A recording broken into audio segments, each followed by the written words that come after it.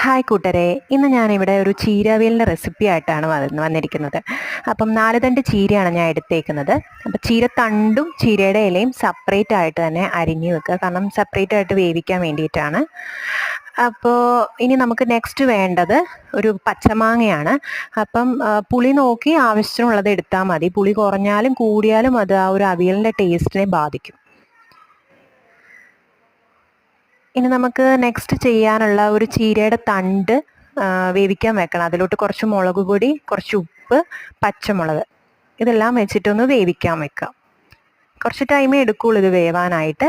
വെന്ത് വരുമ്പോഴത്തേനും നമ്മുടെ അരിഞ്ഞു വെച്ചിരിക്കുന്ന മാങ്ങ അതിലോട്ട് ഇട്ടിട്ട് ഒന്ന് ഇളക്കി കൊടുക്കുക. അതൊന്ന് വേവിക്കാൻ വെക്കാം. മാങ്ങയ്ക്കൊന്നും അധികം വേവുള്ളതല്ല, പെട്ടെന്ന് തന്നെ വെന്ത് കിട്ടും. അപ്പോഴത്തേക്ക് നമുക്ക് ആ ഒരു തേങ്ങയുടെ അരപ്പിനുള്ളത് നോക്കാം. തേങ്ങയുടെ അരമുറി ഒരു ചെറിയ തേങ്ങയാണ് ഞാൻ എടുത്തത്. അതിൻ്റെ അരമുറി തേങ്ങ, 2 ചെറിയ ഉള്ളി, പിന്നെ നമുക്ക് ആവശ്യത്തിനുള്ള ജീരകം ഇടണം.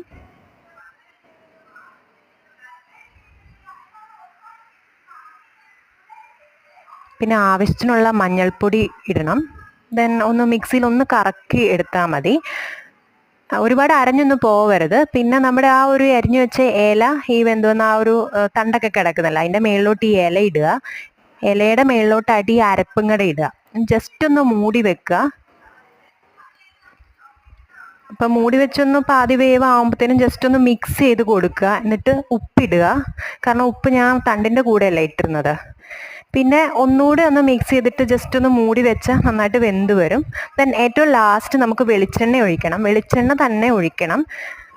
എന്നിട്ടൊന്ന് മിക്സ് ചെയ്ത് എടുക്കുക. കാരണം അവിയലിൻ്റെ ടേസ്റ്റ് എപ്പോഴും വെളിച്ചെണ്ണയിലാണ് ഇരിക്കുന്നത്. വെളിച്ചെണ്ണ എപ്പോഴും ഒരു ടേസ്റ്റ് ഉണ്ടാവും. അപ്പോൾ വെളിച്ചെണ്ണ തന്നെ മാക്സിമം യൂസ് ചെയ്യുക. നമുക്ക് അവിയൽ റെഡി ആയിട്ടുണ്ട്.